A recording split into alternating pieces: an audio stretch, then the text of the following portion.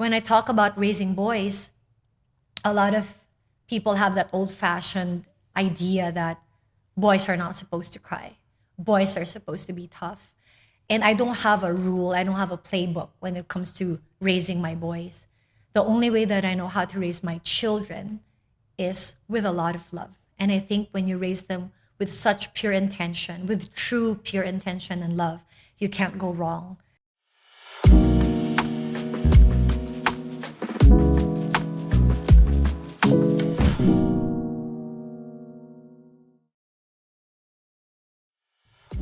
Hi guys, welcome to the podcast. My name is Paz and you're listening to Purposeful, which is all about parenthood, motherhood, womanhood, and everything else in life. I know that some of you may be like me and you have children, or you're soon to be a parent, wanting to be a parent, or if you're just listening in because you want to just learn about life and be inspired and have dreams just like all of us do. Always remember that whatever you put your heart and soul into, you can achieve it. And that's what we're talking about. We're talking about life in general, all the challenges we go through, whether or not you're a mom or a parent, but just all of us trying to be the best version of ourselves for the people that we love. So welcome to the podcast. I'm so happy that you're here to listen to another episode. And I hope that this episode inspires you as much as it did for me. Today, we're going to talk about raising boys. Now, for people who follow me on Instagram, for those of you who know me, I have 4 children. I have all boys from the ages of 22, 18, 7, and 2.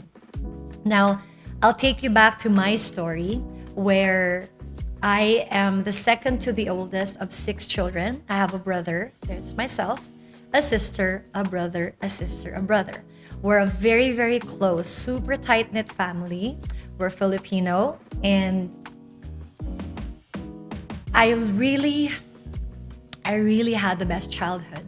And a big part of the beautiful childhood that I had is just having brothers and sisters that were not only close to my age, but we were raised to be close to each other, to take care of each other, to love each other, to protect each other, respect each other, to respect each other's toys, to share, to give.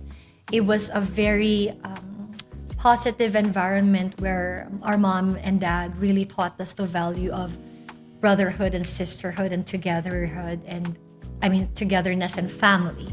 And it's very important for me that I grew up that way, and I feel it has such a strong impact in how I am raising my own children. It has a strong impact on how I became a great parent. And a lot of parents don't want to say they're good parents or bad parents, or yeah, probably I'm a good parent. But I feel like the generation that came before me, or probably my generation as well, were kind of influenced to not praise oneself.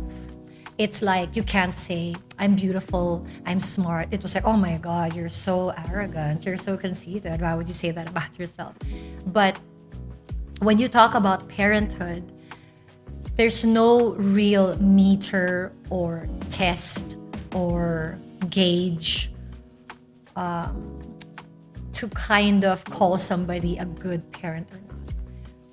I actually disagree. I think that in life there are things that are generally considered, generally agreed upon, and with all things considered, I really believe that I'm a great parent.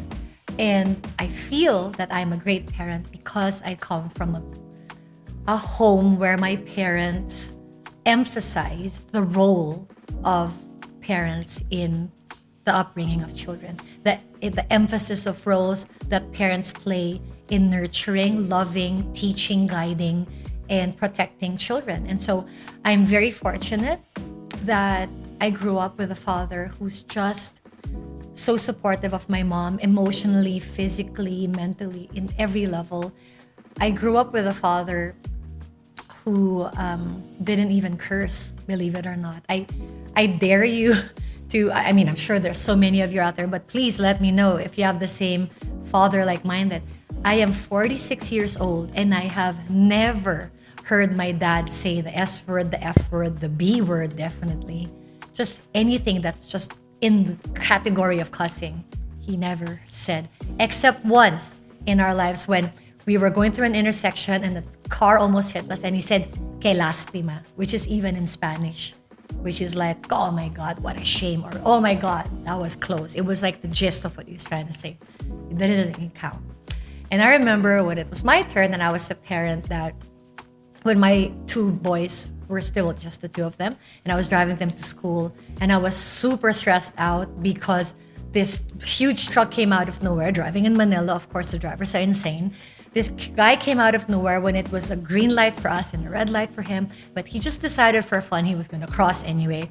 And so I said, "Oh my God," like I was like, "Oh F."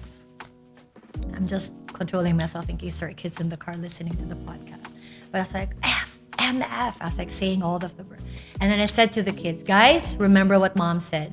And then the little boy said to me, "Mommy can only say bad words when she's driving in the car," because I'm explaining to them, hello, when you're driving in Manila, maybe every day, if you don't say at least one cuss word, you're like in another universe. It's impossible. And of course, driving in Bali, a lot of you guys can relate. The driving situation here requires a certain level of IQ and tolerance and patience because it's going to drive you in. But anyway, talking about my family and where I come from, the whole point of what I'm trying to say is a lot of great parents, a lot of good parents, or a lot of parents that know how to navigate parenthood or how to love their children in the right, ideal, correct, generally, considered loving way. They come from a home where they learn why it's important. So don't get me wrong, there's a lot of people I know, friends of mine, and even in my own experience that children don't grow up in a very ideal situation, but they end up becoming amazing parents as well.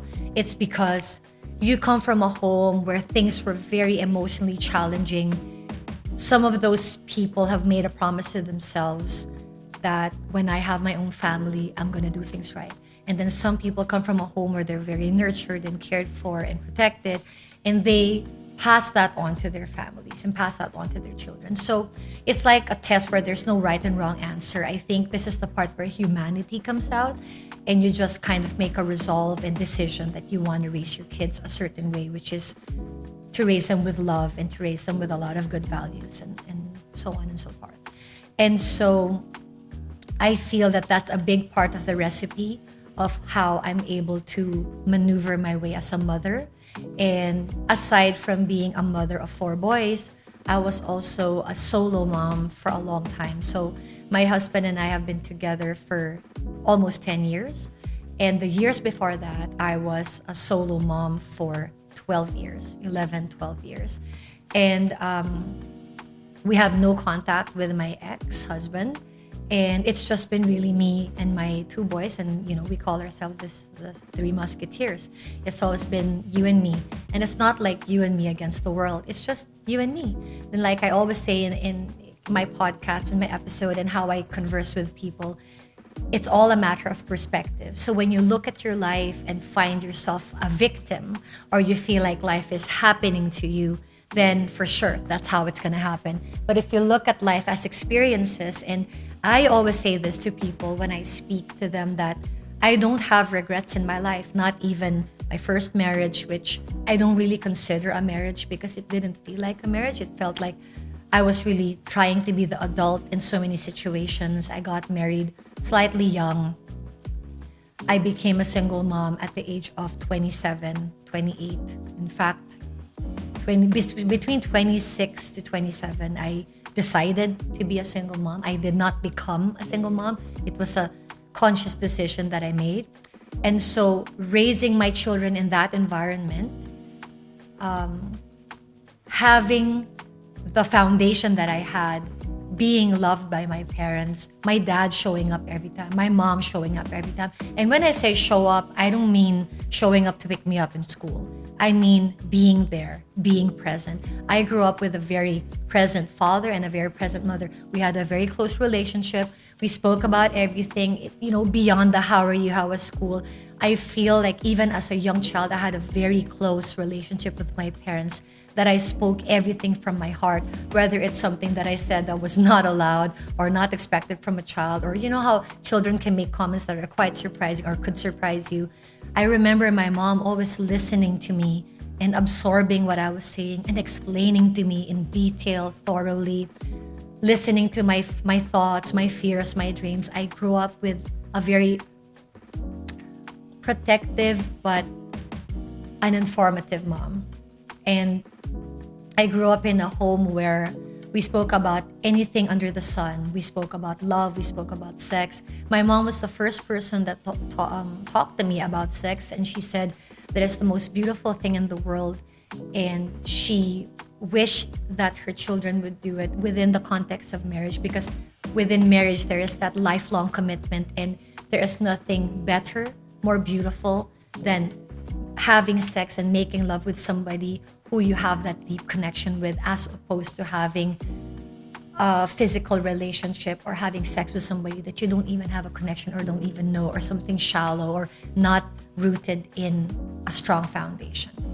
And growing up, I saw that with my mom and dad, that we existed in a family where we could tell our parents anything and everything, and we had brothers and sisters that were really like literally bonded to us, and that was such a good way of growing up. And so fast forward to now, when I'm raising my boys, I feel like that was such a good foundation for me to have. That was such a good upbringing that makes it almost effortless for me, because it's deep within my heart, my love language, and how I want to express my love and declare my love to my children. And so being a single mom at 26 and being with my husband at 36, it was 10 years of being a single mom and 10 years of experiencing for the first time what it's like to be in a true family dynamic and raising my children with a husband and with my children all together. And I remember when my younger son, so when I had Tonito and Amare first, there is an 11-year difference between Amare and Baltazar. So when I just had the first two, I remember Amare said to me, Mom, you know that my teacher said that Tonito is my half-brother. And I said, oh yeah? And he said, yeah, because we have different last names. And Tonito and Amare have different fathers. Tonito is my child from my first love, and the guy that I had Tonito with, the father of Tonito, is an amazing guy, but it just didn't work out for us because I was so young. There is nothing wrong at all. It is a decision that I made for myself, that I wasn't ready to commit to a marriage. I didn't want to get married for the heck of it. And I wanted to be really sure that I could commit to something. And at that time, the one sure thing I could commit to was raising my child. So I had Tonito, and then I had Amare 4 years later. But nobody gives you that allowance. You know, a lot of people, believe it or not, looked at me like I was lesser because I had two children from two different fathers and I raised them on my own. But it was a very conscious decision that I made because I knew it was very important for me to raise them in an environment which was positive and supportive and as much as possible stress-free. And being with my ex-husband was a very stressful situation for me because I felt that he wasn't ready for the mature responsibilities that was required. And so long story short, when I was a single mom with my boys, and then Pablo and I got together, and we now have our two other children. There's 4 of them in total, from 22, 18, 7, and 2. Raising these boys have been the blessing of my life. And a lot of people say to me, oh my God, you have 4 boys. It must be so difficult. And I wish I could say that to you, but I really don't feel that at all. I feel like motherhood truly is a gift. It is a gift that was given to me that I want to take full responsibility for. It's like a movie and it's like a show that I want to give the best performance of my life because I love my children so much. I always tell my kids, there's not even a number that was invented or like a concept. The closest probably would be infinity for me to describe the depth of my love for my children. And so being with them is not a job. Being with them is not an effort. Being with them is not a chore. Being with them is a dream. It's a gift. And I know that a lot of moms can't relate to this. A lot of moms, for whatever situation they're in, it's difficult for them to relate to a parenthood that is easy. I'm not saying it's effortless. It takes effort. I'm not saying it's easy. Sometimes it's challenging. But the general feeling I have is that I am so grateful that I decided to be a mom. It's one of the most rewarding things in my life. And when I talk about raising boys, a lot of people have that old-fashioned idea that boys are not supposed to cry. Boys are supposed to be tough. And I don't have a rule, I don't have a playbook when it comes to raising my boys. The only way that I know how to raise my children is with a lot of love. And I think when you raise them with such pure intention, with true pure intention and love, you can't go wrong. I don't hit my kids. I don't talk down to my kids. I always respect my kids. In fact, I encourage them to answer back. Answering back doesn't mean you have to be disrespectful. I want my kids to voice their feelings. I want my kids to express. I want my kids to tell me how they feel. And so I pride myself, and I want to believe that my children and I have a similar relationship to what I had with my parents, or what I have with my parents, in which they can say anything to me and I can say anything to them within always the bounds of love and respect and openness. And so my oldest child is gay, and I'm very proud of him and her. We refer to her as her, she. And I say this to my friends, and I have some people that I know, some friends of mine, some family members of ours, who are still having a difficult time in grasping it. I don't force them. I don't ask them. For me, it's really about everyone's individuality. Some people are not comfortable with all of the pronouns that are being used nowadays, and that's fine, because everybody comes from a different place. Everybody comes from a different generation. Everybody comes from a different way of thinking. We're not here to force any thoughts or ideas on anybody. As far as I'm concerned, my oldest child identifies as she, identifies as feminine, and I respect that. And so this is something that's relatively new in our family, and it's something that I embrace. It's something that we support, in the sense that we're not here to judge or give our blessing for anything when it comes to our children. It's more of us just being the guides on the journey, being a witness to their lives. And so when it comes to raising my boys, I just want my children to grow up feeling loved, feeling supported, feeling heard, feeling protected. And at the same time, I want them to grow up giving that same love, giving that same respect and protection to other people. So whether I have boys or girls, the general thing that I want to impart to my children is to be present and aware of their actions, of their speaking, of the words that they use, and how they relate with other people, how they affect other people. And I always tell my children at the same time, you are not born to simply exist. You are born for a reason. What special reason that is, it is up for you and destiny to discover. And so whatever my children dream of doing, I fully support it. So one of my children wants to study computers, one of my children wants to be an artist. I support it 200%.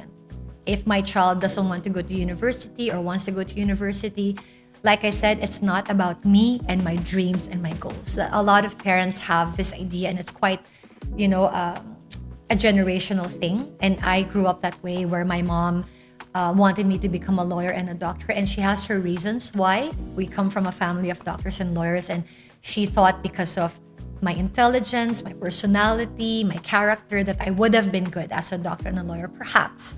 But my inclination is more fashion and beauty, and I love, doing everything related to promoting brands. That's something that I love, and I've been doing that since I was 17, and so that's my path. And so I feel raising boys, it's just important to share with them the values that are important as human beings, regardless of gender or orientation. And so it's important to teach your children to love, to share, to protect, to be kind, to speak kindly, to act kindly, put yourself in the place of other people, to be empathetic, to be sympathetic. And that's how I raise my boys. I raise my boys to be good to each other, to be close as brothers, to be protective of each other. Like if a brother needs to get picked up, if a brother needs encouraging words, if a brother is doing something that's not so ideal or something that's a little bit difficult, like for example, little things like if my youngest son will hit my older son, it's always a moment. It's always a moment of teaching.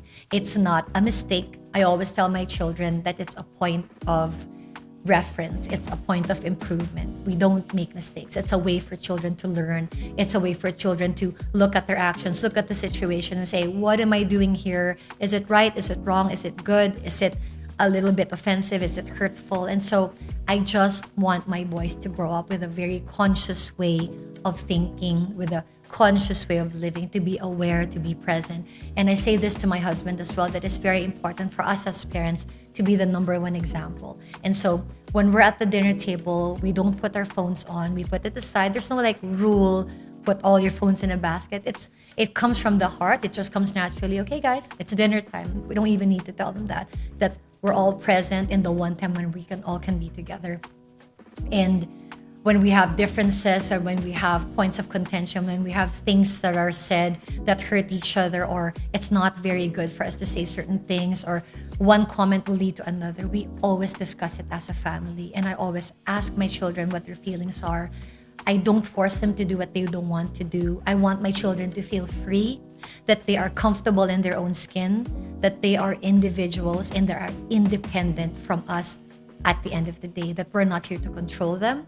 We're here to guide them and to help them and to love them and just imbibe in them the good values any human being should have. And I think that's very important when you raise boys. Like we come from a world, the generation that I have, there's a lot of relationships that have been broken. There have been a lot of relationships that resulted in separations. And I feel like a lot of us coming from that generation have this resolve that obviously you don't want that to happen to your family. You don't want that to happen to you. And when I ended my first marriage, I never even had to think about it. It's inside of me that I want my children to grow up in a home where they could have stability, where they could have someone they can rely on, when they can have this comfort and protection and safety that a family can give. So that is what my husband and I are trying our best to do, to let our children feel loved, to let our children feel safe, to let our children feel that they are in a space where they can be themselves. And sometimes we're not perfect, sometimes we're not successful. And I always say this, that I don't want to be perfect. I don't strive to be perfect. I just want to give my heart and soul, and I want to give my best. And I think when you give your best, you can't go wrong. And so that's it in a nutshell, that in this episode, when I'm talking about raising boys, whether you're raising boys or girls, I don't feel that just because I'm raising young men that I have to teach them to be tough and to be rough and to, be prepared for the bullies and to learn how to fight. It's more about learning how to adapt to a world without having to use force, and to use an intelligent way of relating. Watch the way that you speak, watch the way that you act, because being conscious of your actions, that is something that will come back to you. So when you treat people well, people will treat you well. If people don't treat you well, then you have a way of having perspective and knowing the right attitude and the right action to take in that situation. And I think that's the best thing that you can teach your kids. And there's this book, Everything I Needed to Learn in Life, I learned in kindergarten. And basically, it's don't hit, share, turn by turn, give everybody a chance. Listen when the teacher is talking. So listen when people are talking. And just be kind and be good. And everything that we teach our kids, we also have to adapt as adults, and not to forget that. Because I feel like the better we raise our kids, the better society becomes, because it's all a domino effect. We are intrinsically, essentially creating a mini society in our home. And so let's raise our kids the best way that we can, boys or girls. Teach our children to be strong, but to be loving, to be protective, to be kind, and to just be overall present and aware in what they're doing, so that we can build a better society. And for our kids to be happy as well. Thank you so much for listening in. Thank you so much for being part of the podcast. The Purposeful Podcast is all about parenthood and womanhood and motherhood and everything about chasing after your dreams, taking care of your family, and just also taking care of yourself. Thank you so much for listening in. I'm always grateful when you're here.